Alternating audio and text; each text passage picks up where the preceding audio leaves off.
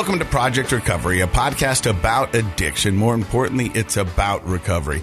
I'm Casey Scott. That's Dr. Matt Woolley. He's back. Sup? Oh, you're going to come in with a sup. Sup? Coming in hard, huh? Just trying to talk like the cool kids. Oh, how's that going for you? Not so great. But you know what? I do want to say is when you talk to kids and you talk to your clients, I think that the thing that people like about you is your relatability. You don't use these big words where you have to look them up or Google them. Those are hard, and but a lot of syllables. You speak like the average guy. Thank you. Well, I am an average guy. And that's what I love about you. And I love the fact that you'll do this every week with me. We record this podcast on a Thursday. Yep. It drops on Tuesday. Mm-hmm. So when this podcast drops today, which would be Tuesday because you're listening, if that makes sense. Yeah. I've been celebrated my 5-year anniversary of sobriety. All right. Woo! 5 years, man. What's the date? September 3rd. September 3rd, coming up this weekend. Yep. Or last weekend, depending on how you think about it. Yeah. And so it's crazy. And I get a lot of people asking me, is it tough? Is it hard? And the simple answer is yes and no. Yes, it is tough, but it's not as hard as I thought it was going to be. It's because of your attitude. I don't know if that is, but that is true. Here's the thing. I have been tested recently. Have you? And I'm going to go over some of the tests. Is this for the low T? No. Because my T's high. We're talking about my testosterone. Yeah. Yeah. I thought you had that fixed. It is fixed. Okay, good. And it's good. Yeah. But I've had some tests, my sobriety and my mental health recently, and they weren't fun ones. Oh. Recently just lost a friend who was in recovery. I didn't know he was, but when I got sober, he came up to me, and this guy had like 30 years of sobriety underneath his belt. Oh, really? Wow. Lost his battle to cancer. Oh, I'm sorry to hear that. His name was Kelly Wheat, and he was an amazing guy. So much in the fact that, I knew of him and he knew of me, but when I got sober, he would text me every day on my birthday, on my sobriety birthday. Oh. And it's sad because I won't get that text this year. Yeah. Because he passed, and it broke my heart, and it broke my dad's heart, and it was really tough. And it was one of those things that make you just question, everything. And I know I'm doing the right thing because it just feels right, and everything's going well. So that was a pretty big test. The second thing was I DJ'd an elementary school back-to-school night. I did see the pictures on that. And if you've ever wanted your sobriety test, I suggest doing that job. It's a little crazy. You need a sedative afterwards? I'm going to tell you this. 20-something drunks are about the same as 4th and 5th graders. Yeah. You know what I mean? Yeah. They're obnoxious. Yep. Loud. Relentless. Yeah. Lots of crazy energy. Persistent. Yep.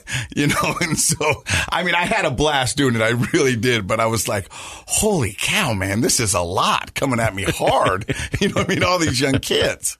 And it was a test. And I joke with that one because I really had a good time. But this one was tough, man.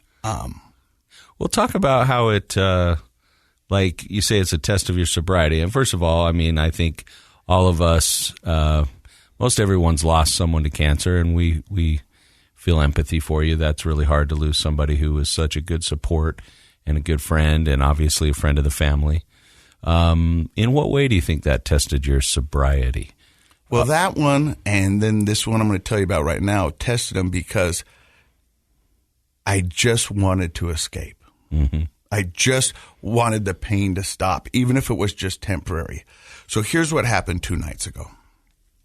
And I've been known this has been coming for a long time. My dog, English Bulldog Steve. Oh. He's my ride or die. He's been with me through thick and thin. Yeah. Some of you guys have heard the story about when I went to rehab, I had 3 dogs. My mom took one, my dad took one, and my aunt took Steve, an English Bulldog. When I got out of rehab, I called my mom and I was like, can I get Daisy? And she's like, well, Daisy's really found a home here, and she's best friends with Swiffer, and do you think I could just keep her? And I was like, how do I say no to my mom? She just put me in rehab, and she's been taking care of everything. Yeah, Mom. Yeah, you can have Daisy. And I called my dad. He's got Lily. And I go, hey, Dad, can I get my dog? You mean Lily? My dog? And I was like, oh. Dad was attached. He was like, this dog has saved me. it gives me a purpose, and it means good. everything to me. So what do you think the chances I could just keep Lily? I was like, well, same answer. Yeah, pretty good, Dad. Lily's your dog now. 2 minutes later, the phone rings. It's my Aunt Karen. Hey, when are you going to come get this effing dog? Steve, yeah, I'm done. I go, Aunt Karen, I don't have a license. I'll bring him to you. Well, you have Daisy and you have Lily. Really sweet names. Yeah. And then you got Steve. Yeah, the English Bulldog. Yeah. And I guess Steve had ate her dentures, and she followed Steve around for a week, hoping he'd poop them out. Oh, no. New dentures. There. Come to find a month later, she had hit him and forgot she hit him from Steve. Oh, she found him. Steve got blamed for it. Yeah, Steve got blamed for it. But Steve was my ride or die. And so when I got back from rehab, it was just me in an empty house and Steve. Yeah. And he was my dog. And I knew he was sick and he was having some hip problems. And I'd been trying to get him to the vet. And, they just said, hey, Steve's 12. Most English Bulldogs live 8 to 10. Oh. So he hung in there. And I've been dreading it. And if you're a pet owner and you have that option of either putting your dog down or letting them pass on their own, it's a tough one. It's really hard. And most of the time, I think as a pet owner, we hope they'll pass on their own so we don't have to make that tough decision. Mm-hmm. Are we ending their life too short? Because we really don't know, know. And dogs' mentality, the pack mentality, is not to show any ailment, because if they do, they get left and whatever. So they always put their best foot forward. Dogs do. They try. What they do. And so I had to make this decision, and I didn't want to do it. And I realized I was being selfish because I didn't want to make the tough decision, and I didn't want to be without him. Mm-hmm. But then I had to ask myself, what kind of quality life was he having? Yeah. And, what would be better for Steve? And that's the ultimate question that I had to answer. What would be better for Steve? Not what would be better for me. What would be better for Steve? That's a hard one because you can't ask Steve. No. Steve's going to act like he's fine if he can. But it's hard. It sounds like he was a pretty old gentleman there. Yeah, and he was a good dog to the very, very end. And so I let the kids say goodbye, and I loaded him up in the car, and we go through the drive up at McDonald's. I go, I'd like 2 double quarter pounders. Steve. And they go, okay. And I haven't had a double quarter pounder from McDonald's in probably 10 years. Mm-hmm. But I knew Steve would love it. Yep. And so I picked him up. And you're breaking my heart, man. And so we go, you're not going to believe how this story ends. And so we go to the vets, and Steve's in the back, and I'll go in, and I go to the vet, and I go, hey, do you think I got time to have a hamburger with my dog?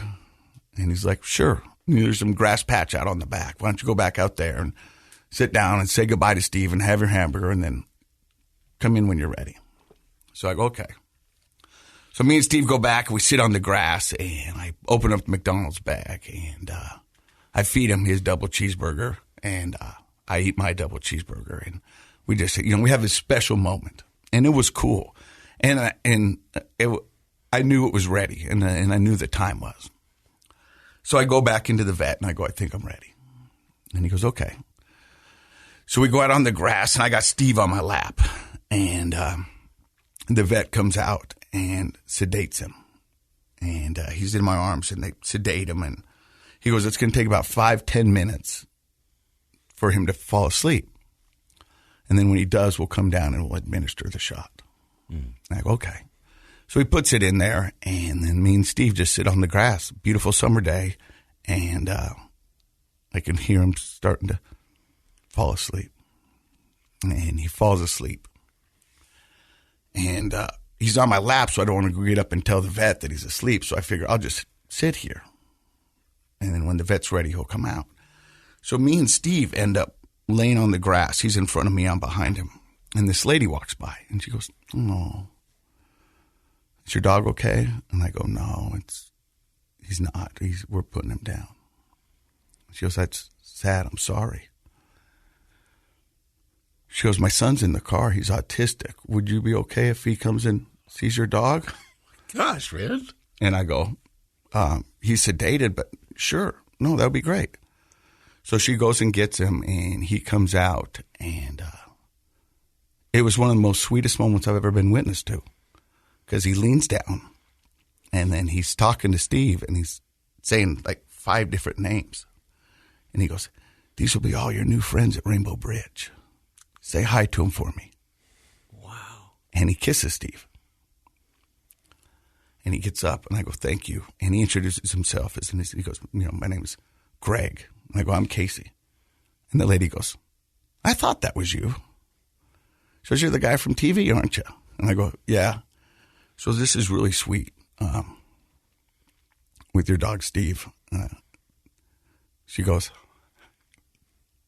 "Do you mind if I get a picture? I don't think anyone's going to believe I ran into you."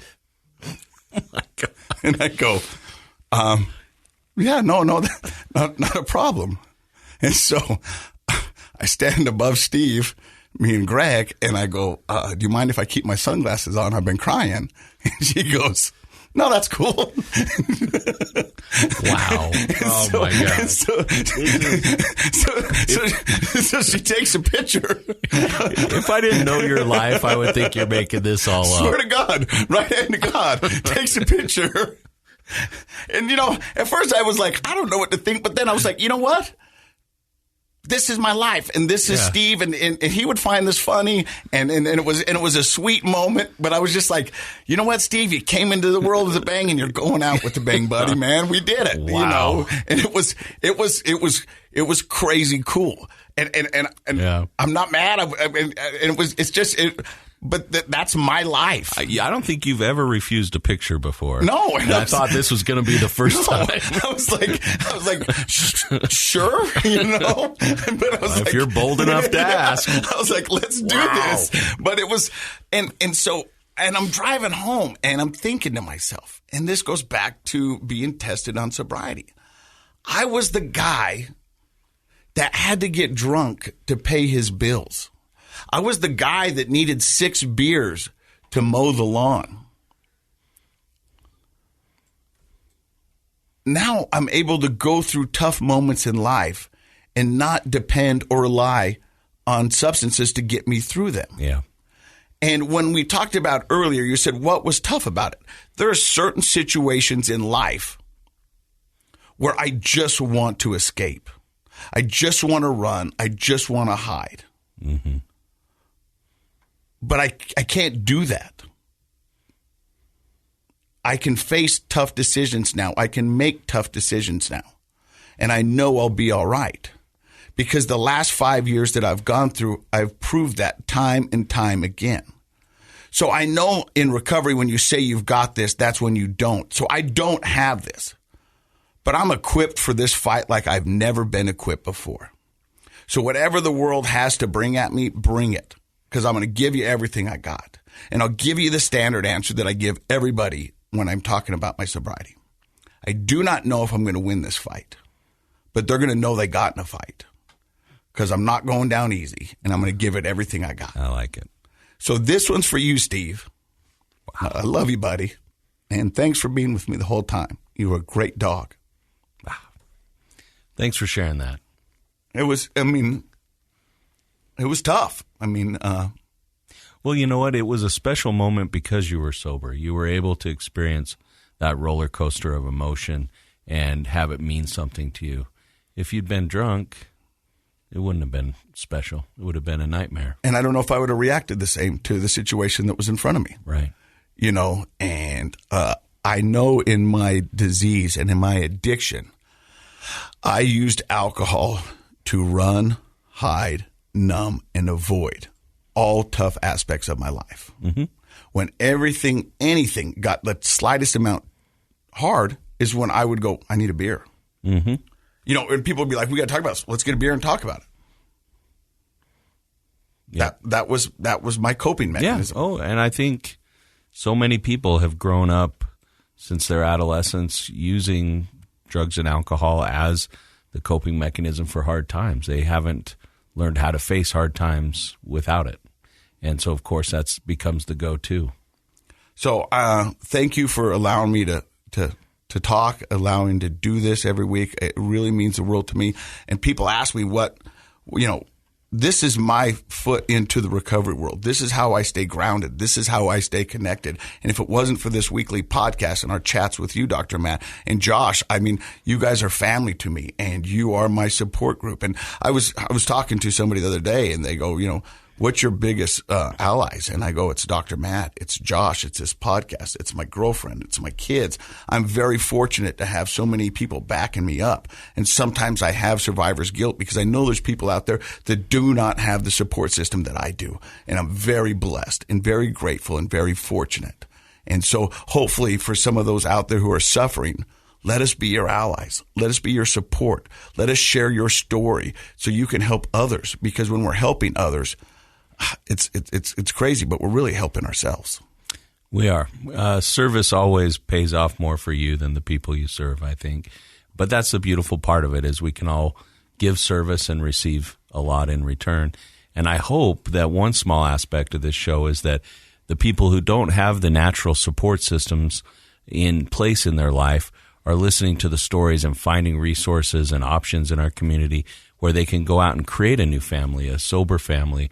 I know that, with some of the groups that are a little non-traditional, the exercise-based recovery groups. The SOAR, the Fit to Recover. Yeah, these are places where people have found a family that supports them as well. So if we could be a small part of helping people find that connection, it's worth it. And for me, by the time Thursday rolls around, I'm ready for it. I can't wait to come in. By the time Thursday rolls around, it's often been a long week for me. Yeah. And I can't wait to come in and be with you guys. We got a front row seat to some of the most inspiring stories that the world has to offer. And some of the best stories come from the world of addiction and the overcoming, it's amazing what somebody in recovery can do and is doing. Yeah, absolutely. All right, we're going to talk to our guest here in just a second, but I noticed you got Matt's mental health minute. It seems a little trite after well, we the can Steve save it, story. Whatever you want to do. Let's do it real quick. Let's jump into it. Just because maybe it's lighthearted. Ooh, I love it. Well, yeah. As lighthearted as cancer can be. Oh. But new study out in the Journal of American Medical Association, so that's the real deal. They call it the JAMA. Okay. Yeah. In the JAMA, a new study came out this month, and this is what it says. Drinking sugar-laden beverages, does that sound like the state of Utah? Anyway, on a regular basis may increase the risk for liver cancer and death from chronic liver disease. Really? And, hang on, we've got all those, a lot of people don't think of, I say it on the show a lot, but the high-calorie foods, the high-sugary foods, the fast food, the drive-through soda places, the soda cocktail places, they're everywhere in the state of Utah. I think because our cultures, many people of our culture try to avoid drugs and alcohol for religious purposes, which is great. But sometimes they don't realize they're developing other addictions. And I know people that roll through there quite often. And this is for the older ladies who go through the drive-through a lot. Postmenopausal women who consume at least one sugar-sweetened beverage daily had an 85% higher risk of developing liver cancer. Wow. And a 68% higher risk of dying from chronic liver disease. Guess who else dies from chronic liver disease? Alcoholics. Mm-hmm.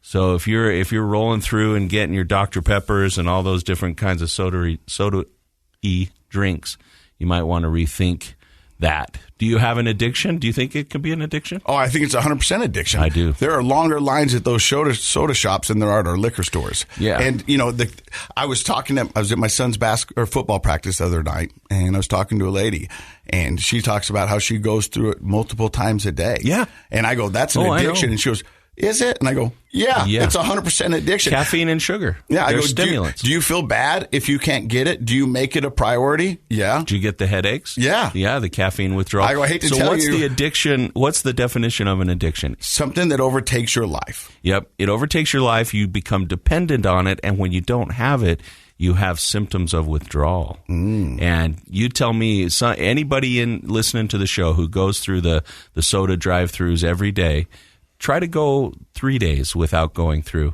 and you tell me if you don't get the shakes and the headaches and all that kind of stuff. So it's just, addiction comes in lots of different forms, and I think sometimes we don't realize how dangerous something like these sugary drinks can be if you're consuming them every day. All right, I'm going to throw you a curveball before we get to our guest, Matt. Is there such thing as a healthy addiction? Not by that definition, no. No. There are healthy habits. Yeah. Absolutely. But if it becomes an addiction. If you become dependent on something and when you don't have it, you have a withdrawal, I mean, maybe somebody could change my mind, but that doesn't sound like it's healthy in any way. Yeah. Even something that might, in smaller doses, be good.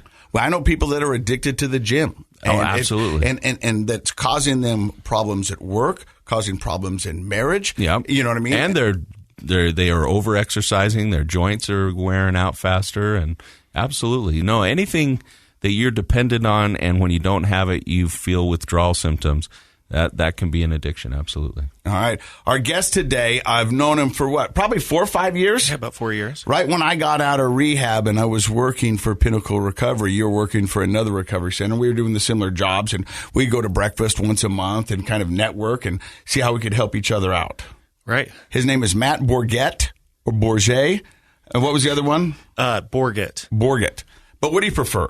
Just don't call me late for dinner. There you go, buddy. How long have you been sober? Coming up on 9 years, so I got 8 years. That's pretty cool. Yeah. Congratulations. We're going to find out more about Matt's story. You're listening to Project Recovery right here on KSL. Welcome back to Project Recovery. I'm Casey Scott. That's Dr. Matt Woolley. He's a clinical psychologist. Our guest today celebrating 8 I'm also an emotional wreck after the Steve story. I'm Holy sorry, cow. man. No, I'm glad you shared that. Yeah, it was. I think that's a special story, and I think the whole thing, how it all turned out, is the most Casey story I've ever heard in my whole life. It's crazy. Yeah. But that's my life, and I love it, and I welcome it, and I'm so glad that I get And I want people to know, you and I both know some media professionals that embellish stories. Yeah. Right? Yeah. Yeah. But not you. No. Casey does not. If Casey tells a story, it's the real deal. It happened. Anyway. Speaking of the real deal, his name is Matt Borget, and he's got 8 years in recovery, coming up on 9 years. What was your DOC, as they say in the hood? What was your drug of choice? More. It was my drug of choice. Whatever it was, you just wanted more. And you know what? He says that jokingly, No, but that's I'm sure true. very accurate. Yeah. I mean, and what they call it, polysubstance use. And so usually there's one that will bring you down because it's easier to get, or it really aligns with your lifestyle. But before we get into all of that, where does the story of Matt begin? Happy Valley, Utah. I was raised in Utah County, lived in a few places, but mainly Orem. For those that don't know who listen outside of the state, Happy Valley is the home of UVU, BYU. Do you know why it got the nickname Happy Valley? My understanding of it is, big religious presence there, and the kind of the culture there is everything is great, everything's fine. We don't talk about the hard things. We kind of look the other way. And so it's this culture of everything's perfect when we know that that's not the case, In fact, around the early 2000s, there was a documentary on substance abuse called Happy Valley about prescription drug abuse in Utah County, which is the county south of Salt Lake City, if anybody who's listening from out of the state has been here before. And they nicknamed it Happy Valley for that very reason, because we don't do the hard things. We don't go to the liquor store. We don't buy drugs in the park. But the prescription drug abuse was really high. Right.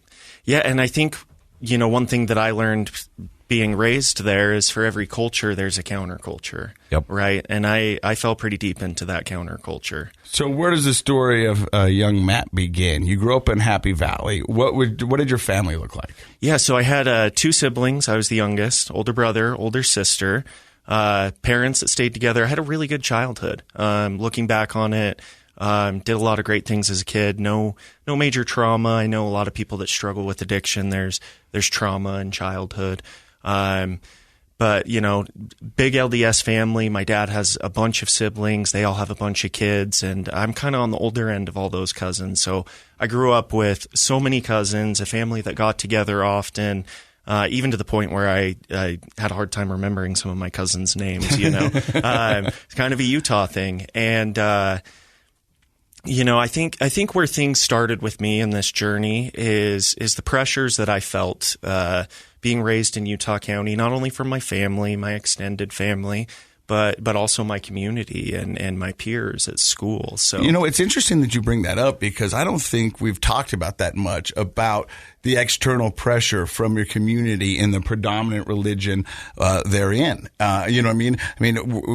It was neighborhoods, it was wards, it was churches, and they all wanted to be the best, most perfect one they could be. And so it was really kind of a community feel, right? Oh, absolutely. I don't know if you felt this way, Matt, but a lot of people have told me you sort of grew up feeling like you were being watched. Yeah, like sure. Everybody knew everybody. So for people that aren't LDS, your congregation's called your ward, and it's a geographical boundary. And so in your neighborhood, it's not just people that live on your street, but you might go to church with most of them and go to church youth activities with Boy Scouts, your soccer team, all that. So there's all this overlap. So a lot of kids felt like, there were always eyes on them. Yeah, and I think one thing that's tough looking back with hindsight on my childhood, at the time I probably would have said, oh, I'm rebellious and I'm, breaking rules, and thought of myself as a bad kid. But looking back, I was a good kid. I just don't know if I fit that mold perfectly. Well, I think you bring up a great point from a developmental psychologist point of view, and that is that there is normal rebelliousness that's part of our normal development as we're growing up. So, the end of elementary, beginning in junior high, you kind of want to spend less time with the family, push back. You try out kind of the idea of being a cool kid or a bad boy.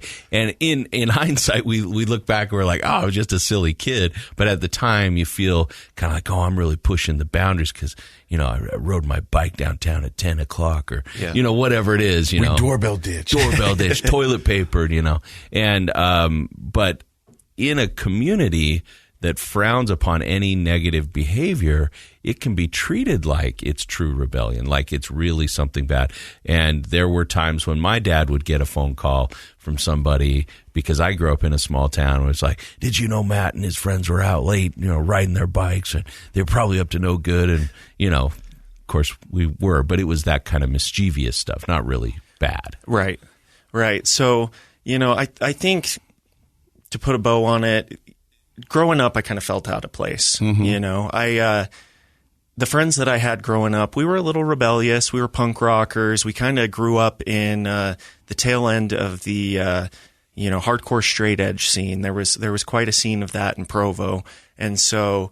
Did you take the markers and draw X on your hand? Oh, yeah. Yeah. And the music was a big part of that. As a kid, I really liked music, playing in bands, skateboarding, snowboarding. But all my friends, they didn't do drugs. This music we were listening to was very against it. And that was a straight edge. Yes. Yeah, for those who don't know, straight edge was a movement, and it probably still is, where it's anti-drugs, it's anti-alcohol. It's, you know what I mean? Yeah, it's the Minor Threat, the Fugazi. Ian McKay. Oh, look at Dr. Matt. You know it. Oh, my gosh. Some of us might have listened to that. I got to pick up those names also. you're dropping, bud. Yes. Wow. Whatever. So, there was a couple times in junior high that I smoked pot and I drank alcohol, but it was secret from my friends. It was outside of my friend group, and I remember, like, I'm not going to do that again because my friends would kill me if they knew. So I kind of got introduced and was like, not for me.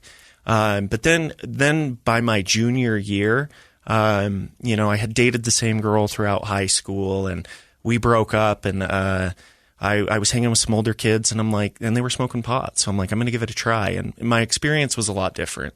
I enjoyed it. And, I don't think it was a problem at that point. It was very innocent, was having fun with friends. But I started to, and I'm sure you hear this all the time, I started to experience community from that, and I guess you can say that's where things started, because it's like I didn't fit into this community that I grew up with, but now I'm fitting in with my peers. Did you always have a curiosity about it? Because what you're telling me is, as a younger kid, your family didn't use drugs or alcohol; they weren't into that, and even your straight edge friends, they weren't into it; they were actually against it.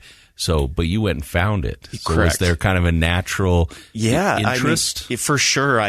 With my love for music, I'd look at people like Kurt Cobain and Janis Joplin and Any one of the Stones. Any one of the Stones, died early, yes. Yeah. And I kind of saw these tortured souls that played this amazing music and had these great lifestyles and were addicted to drugs. And there was kind of an appeal there, or a curiosity, as you said, like totally. I was pretty cautious going into it. I did tell my parents that I drank the one time. It was at a show my band was playing that was right across from a liquor store. An older guy bought a bottle, but I really wasn't interested in that time. And so you find a community of some people after a heartbreak smoking some weed. Yeah. And do you feel like you were more attracted to the marijuana or the community surrounding it? I'm glad you asked that. Probably the community, honestly. And I was pretty cautious with other stuff, One thing that I think is really important to let people know, and what I wish I would have known early on, is I was doing innocent things at the start. I was smoking a little pot, taking mushrooms with my friends, or taking a little LSD, and I would do that and go, hey, nothing bad happened. I didn't try and fly off the roof of my house. I didn't, wreck my car. I think it's interesting you say that, because when parents talk to their kids and they tell them about drugs and alcohol, they paint a picture such that if you do this, you're instantaneously going to be addicted and your life's going to fall apart and all this other stuff. Reefer madness. Yes. Reefer madness. And so when you do it the first time and you go, wait a minute, that wasn't bad. It was actually fun. And I didn't hurt anybody. And so what's so wrong with this? Right. And that kind of segued into experimenting with more drugs, having kind of the same experience, and being extremely naive when I got introduced to hard drugs. Because I'm like, just to be clear, acid is a hard drug. Okay, yeah. You know what I mean? Yeah, true. You know what I mean? On the hierarchy of drugs, I think acid's pretty high up there. Yeah, but I think I mean more from like a addiction potential or dependence potential. It's I never took LSD and woke up the next morning and go, I want to do that again right now. But I didn't know that would happen when somebody introduced me to opiates or cocaine or anything harder than that. So for years, in high school, I started with that.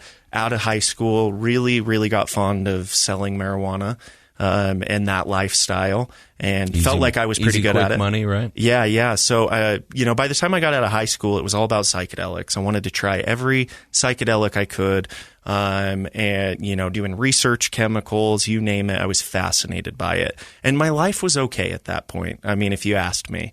I was selling marijuana, making good money doing it, living in a nice house, had tons of friends. I was going to ask, what happened? You said your junior year you sort of started off into this group of other friends that used. What happened to your relationships with the straight edge friends? Those dwindled, and so did my hobbies, honestly. I mentioned I liked, skateboarding and snowboarding and playing in bands. That all went out the window. Because I think what I got from those things, I was now getting from drugs or my friends. It became more of a priority. Yeah. And so after high school doing all of this, my life was perfect. If you would have asked me, I've got money, I've got drugs, I've got friends. And then I believe it was in 2009, I had Utah Major Crimes kick in my door. I woke up that morning, had a bowl of cereal, watching some SpongeBob, and and it's a good day so far. Yeah, for sure. And then a bunch of people in SWAT gear and rifles come into my house, and what I had found out is one of the people that I was selling to had gotten into some trouble, had become a confidential informant, and I had sold marijuana to the government a few times. They don't like that. No. And so, and I guess it's important to say around that time, I had so much money I didn't know what to do with it. I was 19, making really good money. What is really good money? Well, for a 19-year-old, I should say. I mean, I'd say I'd probably be making $10,000 a month at least. Wow, that's pretty good. Yeah. Yeah. I mean, I'm 49, and it's really good. And I remember talking to the guy that was selling me marijuana, like, I don't know what to do with this money. And he said, come over tomorrow. I want to show you something. So I go over to his house the next day. Did you buy a tiger? Oh, I wish I would have. Be a lot more interesting if that's how this story went. I go over to his house the next day, and he's got these little blue pills that say 80 on one side and OC on the other. And, he breathes on them, wipes off the stuff, throws it down on some tin foil, and he shows me how to smoke Oxycontin. At that point in my life, I had tried pain pills. I enjoyed them, but it wasn't something that I was actively seeking. When they'd come around, great. Had you always just swallowed them previously? Yes. Yep. Okay. Yeah. Maybe snorted them a few times, but and I honestly think in that moment, my life changed forever. That was the moment I believe I became an addict. That was the moment that I said to myself, I need to chase this feeling for the rest of my life. And from that day, that's all I found out where to spend that money, How easy was it to make that leap into this guy going, hey, let me show you about smoking this? Did you have any red flags, any reservations? Did you be like, hey, maybe I shouldn't? No, it was kind of like everything else. It was like, I tried this drug and it wasn't so bad. Well, it sounds like you were a really curious-minded person who was just wanting to experiment with whatever. I mean, you were in bands, you were skateboarding, you were snowboarding, and then you said, like with the drugs, you were researching. Yes. Like a lot of people don't think to do the research. I think that's an interesting part of your personality structure, is that you wanted to know hows and whys and ins and outs and all that stuff. I found out.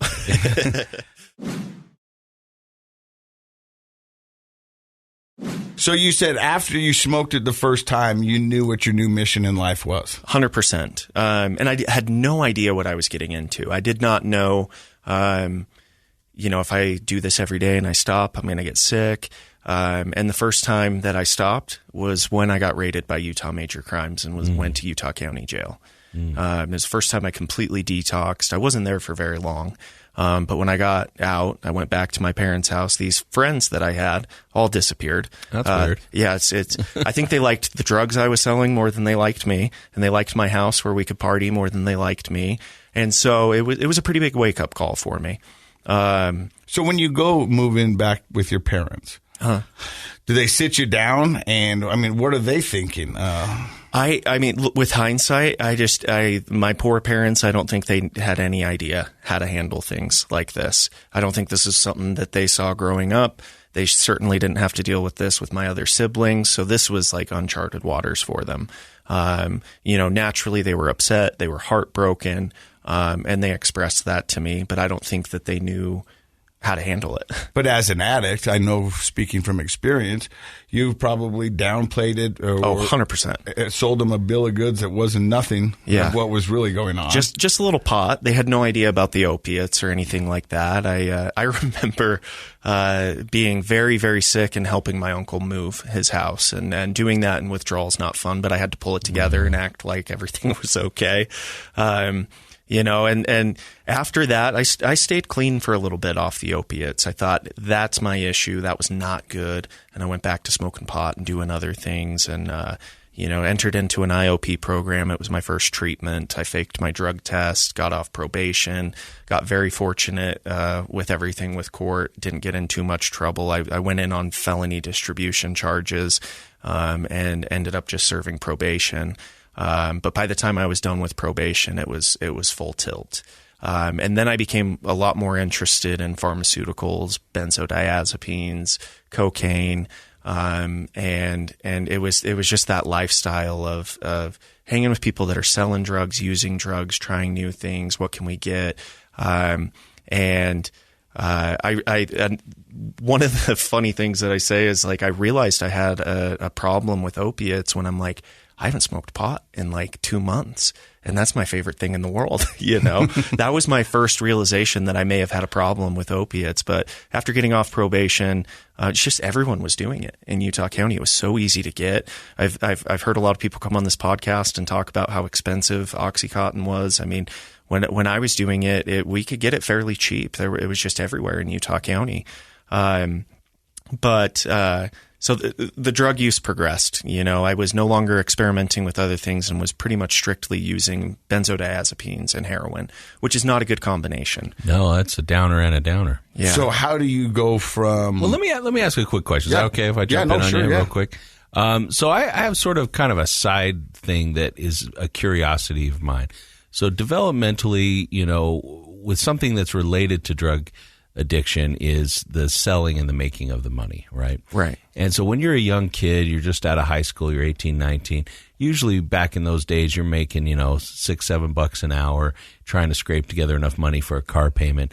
And you learn, I think, to work hard, and some kids learn how to save their money and do that sort of thing. But what's it like what does it do to your brain when you jump out of high school and you've got a house and you're making $10,000 a month and you don't even have a job? Like, you're working a few minutes a week probably selling this stuff, right? Right. And you're not having to go clock in and deal with a boss and, folding jeans at whatever place in the mall. Like, you're not having to do all that, like, hard work stuff. Does it seem just crazy to get out of jail and out of rehab and be like, okay, now I'm going to go get a $7 an hour job? Like, it seems like that would be almost as strong as the actual addiction to pull a 19, 20-year-old back into that lifestyle. I chased it for a long time. After getting arrested, it was just like, I just need to get back to that moment. And my mind frame when that was going on, I'm 10 foot tall and bulletproof, and I'm smarter than everybody because you guys are suckers. My girlfriend at the time would come home from work and I'd be like, I made $900 today. And it took me, and just like you said, it took me 5 minutes. I had 3 people come over and we hung out and we watched SpongeBob together, Yeah. It's a lot better working at the Gap. Yeah, for sure. So now you're chasing it. You're saying it's pretty prevalent down there in Utah County. Yes. And pretty cheap. Yes. My question is if it was so cheap, why did you make the jump from that to heroin? Because when we've had people on the podcast, normally it's because of the cost and the access to it. But it sounds like the cost and access was there for you. For sure. Well, I got to the point where I was no longer making that money anymore, right? And I was having to work normal jobs. And so the money wasn't really there for me anymore.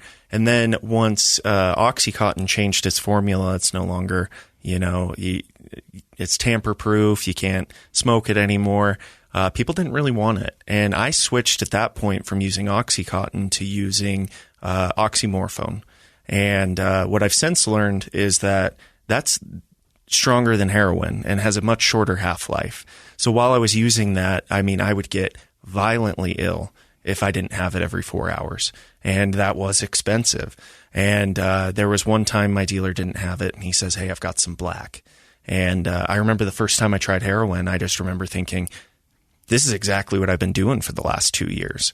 And with heroin, I wasn't getting sick every 4 hours. I could go 12 hours. And I'm like, this is the solution to all my problems. Isn't right here. Isn't that crazy that's coming out of your mouth that heroin is the solution? Yeah. Well, that's the mindset, right? At the time, you're like, okay, I found something that I'm not getting dope sick, and it's 1/10 of the price. Yeah. So, that goes on for a while, and everybody that I'm using with are dropping like flies. I've got friends dying every month, sometimes multiple a month from, substance use, suicide. There was only a few people that I was using benzos and heroin with. Most of my friends were only using heroin. And I had 3 friends that I was doing that with, and they all didn't make it a year of doing that. They had all overdosed. And I was, and I had some survivor's guilt, going through treatment and looking back on that. But in 2013, the girl that I was dating at the time and my dad intervened on me. I didn't know this at the time, but when you do a downer and a downer, like you're saying, I was on the nod constantly. I was slumped over, dozing out, and family tends to notice that when you're hanging around them. And if you tell them you're just tired, it's hard for them to believe that you've been tired for a year. What's going on? So they intervened with the fear that every family or loved one has when they intervene of he might run out the door and go die face down in a ditch. And they said, hey, we want you to go to treatment. And I said, I'm not doing that. And I left, and I went to my drug dealer's house, and I said, man, I'm giving you all this money for all this heroin. I'm supporting your habit. I need you to put me up for a few days while I figure things out. And so you moved in with the drug dealer? No. He looked at me and said, I do not trust you to stay in my house. You are a mess. I don't want you to die like all our friends that are dying. You should take this opportunity and go to treatment. And I said, forget you. So hold on. Okay. The drug dealer looks at you and says, you're a mess. I don't want you in my house. And that was not a wake-up call. No. He says you should take your family's offer and go to rehab. No, so I go over to a using friend's house, somebody that I would use with regularly, and I go to him and I say, hey, I need you to put me up for a few days. My family's trying to ship me off to treatment.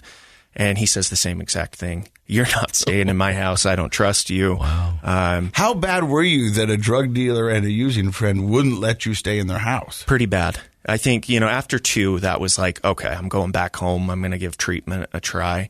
And so I entered treatment my first time in July of 2013. And I was not a good client. Working in the field now and seeing people come in, I'm like, I'm glad I didn't have me as a client the first couple times I went. But, it's because I've worked in the field and you work in the field. You didn't go for the right reasons. Not at all. You went because it was your only option. You had just been told by a using friend and a drug dealer that you were too much of a mess to stay in their house. Yeah.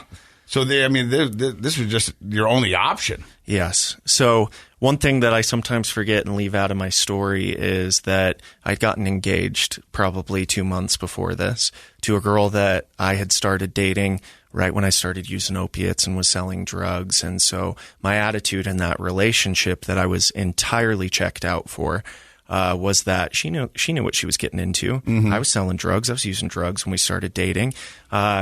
And my wedding date was set for my discharge date from my first treatment center. And looking back on that, it's just bananas. Did you get married on that day? I did. They let me graduate treatment 2 days early so I could go get married. Had the same attitude as before of like, hey, opiates are my problem. Benzos are my problem, but I'm going to do everything else. So, on my honeymoon, I was smoking pot and taking pills and, this poor woman, just putting me through treatment and seeing this go on right when I get out. And to be honest with you, I had found a way to get benzos into treatment. I had stopped using them before getting out, so I had been off of them. But, I went right back to it. And you're right. It wasn't my choice to go there. I wasn't there for the right reasons. And, I did okay for a few months with trying to not use opiates or my drug of choice. Okay, so because I've done this, and I think as addicts we often do this. We downplay it, and we go, I did okay. But we didn't, did we? Comparatively to how I was doing before, but definitely not okay. For somebody who's not an addict looking at you, okay is not okay. Yeah. You know what I mean? Yes, for sure. I was definitely telling myself that, though. Yeah. I got a job working downtown Salt Lake, which is not a good spot for an opiate addict. And to make a long story really short, I was 2 blocks away from where I needed to get drugs. And I'd been through treatment and learned about crack cocaine. And I'm like, I'm doing a downer and a downer, and I'm really sleepy all the time. So I started using crack cocaine, and I'm like, this is the answer to all my problems. I thought heroin was the answer to your problems. It became problematic, and so I had to get a new solution. A new solution. Yes. Yeah. And so crack cocaine was it. Yes, because then it would wake me up a little bit, right? Makes sense. Just a little. But to make a long story short, I was the business I was working for, I ended up embezzling money from. And when they got hip to that, fortunately, I'd gotten my tax return that day, and it was like the exact amount that I had taken. And I got honest with them. They had known my past, known I was in treatment previously, and I just said, hey, I got to go back to treatment. I took some money from you. I will bring it to you tomorrow and the keys, and I'm checking back into treatment. And thank God they were okay with that and wanted me to get help, because I could have gotten in big trouble. Yeah. Oh, yeah. I go back to treatment, again, being forced to. And not on my own accord, no other options, didn't take it serious. I ended up using in treatment again, not a good client. Was just very sick at that time, and got kicked out. And this is the most pivotal part of my story. I'd gotten kicked out of treatment, and that one of my using buddies let me stay at his house because I was sober. And I had reached out to my parents, and I had a very crucial conversation with my parents. And I don't remember if it was my mom or my dad, but I remember them finally having boundaries, and they had started to learn how to deal with this through my treatment stays and through doing therapy and doing their own work. And they said something along the lines of, if you want to be a junkie, you're welcome to do that. You go figure it out. You go figure out how to be a successful junkie we don't want any part of it. We're not going to give you money. You can't stay at our house. We don't want to have a relationship with you, but you are welcome to go figure that out. And the flip side was, if you want to stay sober and work towards a life in sobriety, there's nothing we won't do to support you. And how hard do you think that was for your parents to set that boundary? I'm glad you asked. I talked to my mom last night and was kind of talking about these things with her. And she said it's one of the hardest things she's ever had to do. And it was terrifying, because you essentially got two options. Something bad's going to happen, or they might get the help that they need. But if you do nothing, something bad's going to happen. I don't know the statistic, but I've heard the majority of people that die from substance use, it's at home with their enabler. You think about that, how profound that statement is. Yeah. If you do nothing, something bad is going to happen. For sure. And you know how many people's recovery plan is do nothing. Because they don't have a plan, you know what I mean? And Right. They don't know where to go and they don't know what to do, so they just keep doing what they're going to do it. And eventually, you're right, something bad is going to happen. So things shifted for me there with my parents having those boundaries. I realized I can't do this on my own without an enabler. It's not going to work. So I'm like, I don't have any options. Luckily, I was young enough. I was on my parents' insurance. I said, hey, if I go to a detox center, and they said, go for it. And while I was in detox, like, hey, I think I need treatment. And they're like, okay. And they found a place in Network, New Roads down in Provo. Happy Valley. Yeah, Happy Valley. It was a great thing for me to get sober in my stomping grounds. At any point, I'm like driving past this dude's house and this place, and I had to constantly make that decision of, I'm staying in treatment. I'm not getting out of here. I'm not making the same mistakes as before. That program was 90 days. I went and did 90 days there, and I started to have that shift and take it serious. And was there something in that 90 days that clicked? You said you had that conversation with your mom or your dad, and something clicked. Was there something in the treatment that started to make sense? Or was there something that kept going, hey, you know what? I think I'm on the right path here. Why do I keep going? Yeah, I think the approach that they had in this treatment center was a therapeutic community, which means like I was accountable to my peers. And that kind of shifted how I was viewing things. The other thing too is I was constantly reminded, if you don't want to be here, we're welcome to show you where the front door is, and there's somebody out there that needs your bed. So if you don't want to take this serious, and so I was constantly getting checked and reminded, I need to stay here. I need to be here. It shifted my perception into something that I wanted rather than something I was being told I needed to do. I think that's so important, because me being an addict and other people out there, that so many people think of treatment as a punishment. Right. When in all actuality, it's a reward. It's a gift. I mean, it really is a gift. You know what I mean? But when you get that mindset switch where the two prior times you'd went, it was a punishment and it was your last resort. This third time, it's a gift. Right. Somebody's given you a chance to leave that behind and start a new life and figure out how to navigate these waters without the use of substance. Right. So I ended up doing 120 days there at this 90-day program. I was pretty scared to leave. And a lot of the staff that worked there were 12-step people. I got curious about it, started asking questions. The treatment center took us to meetings and seeing people pick up these chips. I'm like, just scratching my head going, how do they do this? This is crazy. So I started to get very curious about it. And I got out of treatment and started doing the things that I was taught in treatment and taught in 12-step programs. And I learned a very valuable lesson, because I started making excuses on why I didn't need to keep doing those things.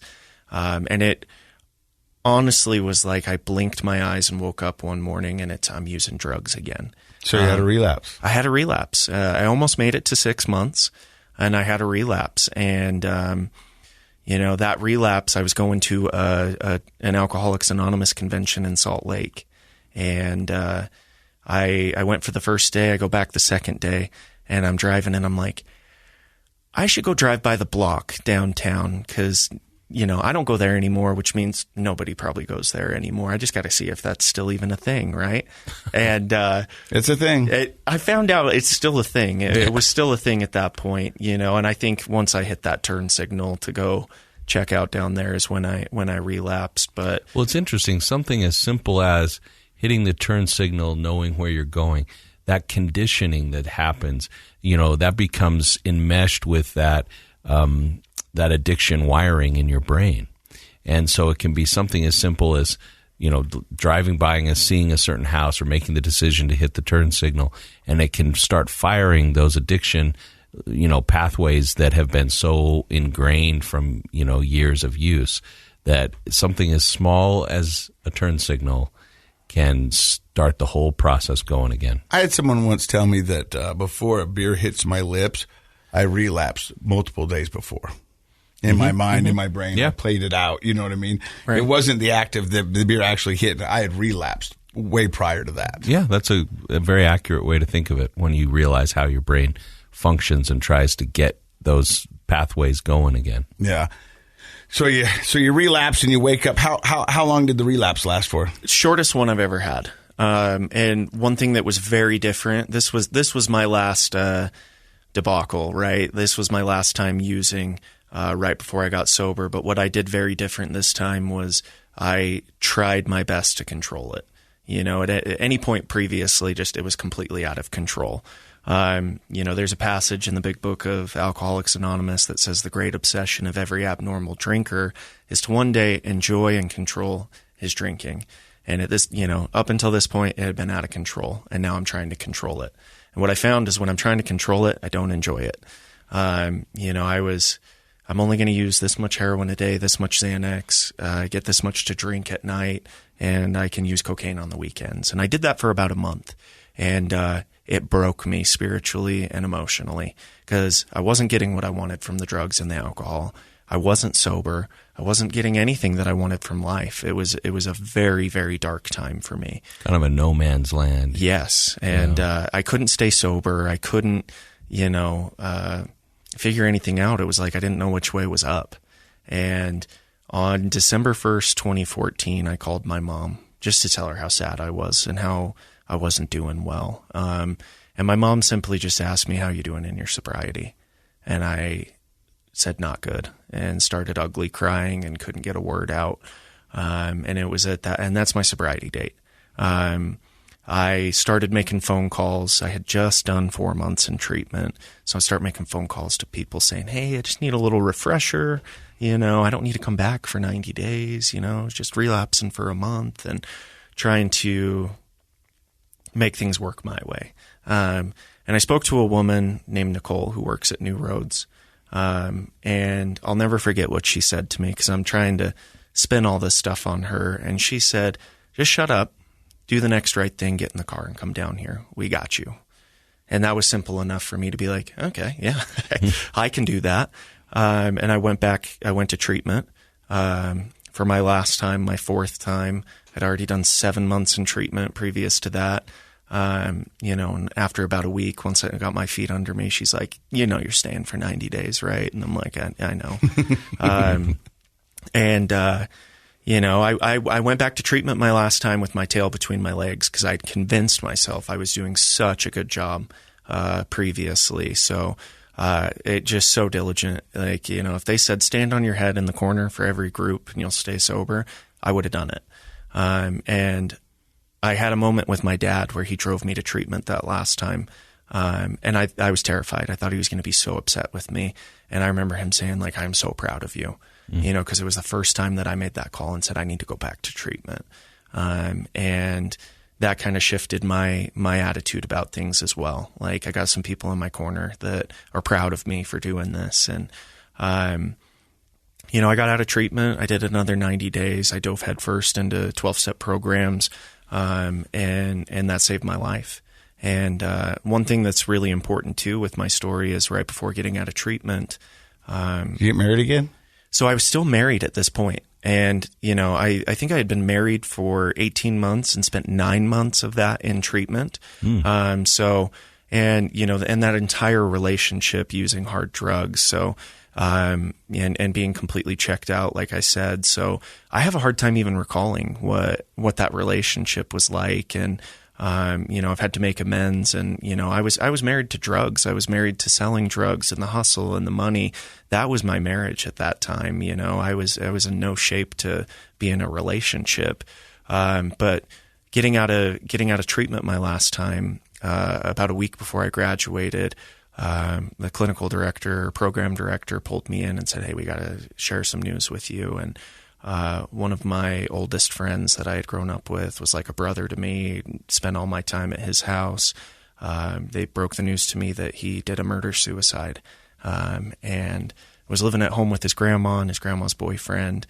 Apparently he was abusive, and my friend struggled with some mental health stuff, and he handled things the best way that I think he knew how to, and it was a horrible thing. And what I found was, I'd mentioned previously that I had tons of friends pass away when I was using drugs. I got to deal with all the feelings in that moment that I did not deal with my other friends. So, and thank God I was in treatment and in a safe place and with people that cared about me and loved me, that I could deal with that.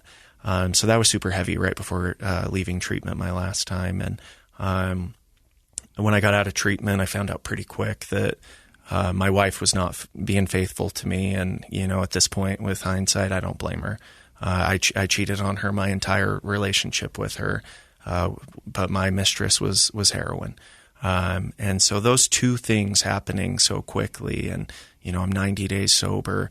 I had this pivotal moment where I remembered thinking, like, what do I do about this? How do I not feel the way I'm feeling right now?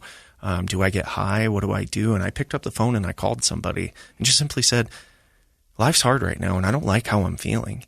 I remember calling my sponsor and saying, what do I do? And he said, well, go to a meeting in the morning and show up 20 minutes early and clean the place, make coffee, say hey to people when they show up. After the meeting, ask someone if they need a ride home. Go to the next meeting after that. Go to the next meeting after that, do all of that, and then call me. And I do all those things, and I call him. He says, awesome, man, that's great, you did all that. How much time did you spend thinking about yourself? And I'm like, none. He's like, cool, do the same thing tomorrow. And after doing that for a while, in a couple of weeks, I was feeling okay. And, it's the power of the program and the 12 steps and the community there, the same community that I was looking for when I was young and falling into drug use is what I found in these rooms with these people. And, I started working in the treatment industry shortly after. I'm like, I want to be like the people that helped me when I was in treatment. And I just started as a graveyard tech, and I have tried my best to continue to do the next right thing, to shut up and do the next right thing, like Nicole said. And time flies, man. Congrats on 5 years. Yeah, that's awesome. I was going to say, you now 8 years past. What does life look like for you now, Matt? Well, I have a beautiful wife. Been married. We're coming up on our third wedding anniversary. Congrats. Taking a little time off. We're going to go explore some national parks. Go up to Yellowstone and Grand Teton, and we got a couple of cats that are my ride or dies. Great relationships with my family. I'm so blessed to have a great job. I love my wife's family. Spend tons of time with them. Her siblings are my best friends, and I'm fortunate enough that I get to work with one of them. My brother-in-law, Connor, works with me at Wasatch Crest, and life's simple today. It was so complex before. I've just got a simple life, and it's beautiful. So now you're working at Wasatch Crest, and you wanted to talk about a few things there. And we wanted to talk about having, sometimes in treatment, it's co-ed. Others, it's, sectioned off to where it's just men or women only. What does that mean to you guys up at Wasatch Crest? Yeah, I think there's some complexities that come along with doing co-ed treatment. People in early recovery are getting their feelings back, and it's very easy to distract with anything, right? And oftentimes people want to distract with a relationship. Mm-hmm. And there's a euphoric feeling that comes along with love. I was going to say there are a lot of things that we use to numb out, right? And relationships are certainly one of them. And sex, yeah, absolutely. I'm not speaking out of school, and I won't say any names, but I know the people that I was in the house with were more occupied with hooking up with somebody from the opposite sex than they were about getting serious and getting sober. It's a way of not sitting in your stuff and being with your mess. It's a way of distracting or numbing out. And so I would say anything that can decrease the opportunity for major distractions while you're in treatment is probably a good idea. So at Wasatch Crest, you don't have co-ed? Correct. We recently just opened a new facility in Park City. We got 16 beds there, and with that new facility opening, we decided to go gender specific for residential treatment. Mm-hmm. So we're still co-ed for outpatient treatment. Mm-hmm. And so we have our women in Park City, our men are in Heber. And, to kind of speak to my experience with gender specific treatment, when I went to New Roads, the first time they said, hey, we just made the split. The guys and the girls are not together. And the experience that I had with only being with men in treatment is there was a huge sense of camaraderie and brotherhood, where some guys might be jerks and trying to show out for the girls and belittle some of the other guys. There was none of that. It was a band of brothers, and that's a beautiful thing in recovery. So that's what we're trying to replicate at Wasatch Crest, just to limit the distractions and help people, be there for each other and break down those walls and be vulnerable, right? And sometimes that can be complicated with the opposite sex there. Oh, yeah. I mean, life's complicated with the opposite sex. Yeah, for sure. For me anyways. Well, that's awesome. I am so pleased that you're doing well. I'm so glad to reconnect with you. I think it's awesome. I listened to your story, and you look so mild-mannered, but to hear your story, it seems like it doesn't match his you've look. been through some stuff. Yeah. That reminds me, the first time checking into detox, I had a doctor say, you're here for heroin? You don't look like a heroin addict. So my response to him was like, well, you don't look like a doctor. So, I've heard it before. And then he was like, oh, yeah, you are. Yeah. So if people want more information about Wasatch Crest and the gifts that you offer up there. Yeah.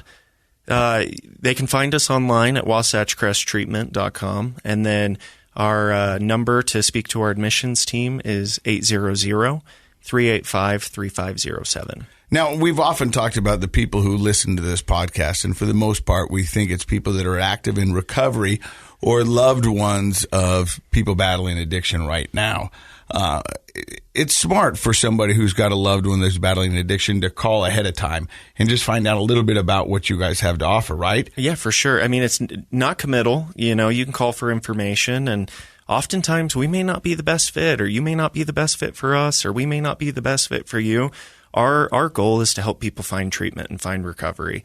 And I've talked to tons of people where it's like, you may not need treatment.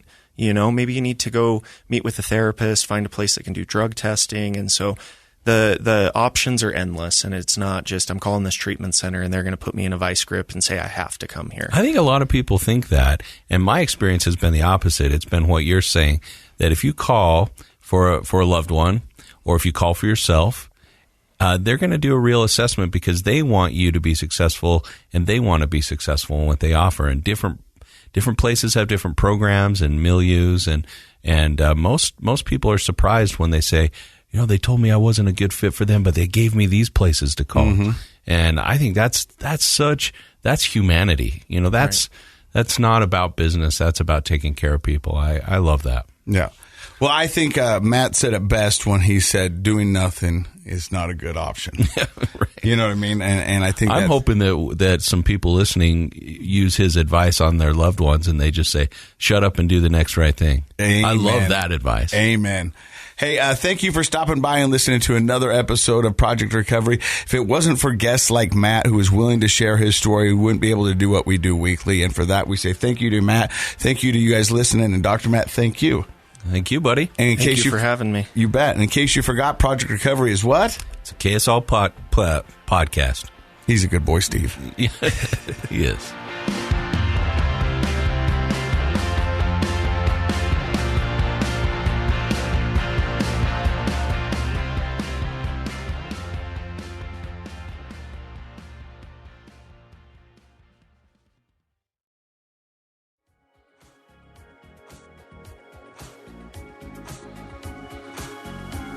The contents of this program are for informational purposes only. The program is not intended to be a substitute for professional medical advice, diagnosis, or treatment. Always seek the advice of your physician, licensed therapist, or other qualified health provider with any questions you may have regarding a medical condition. Never disregard professional medical advice or delay in seeking it because of something you've heard on this program.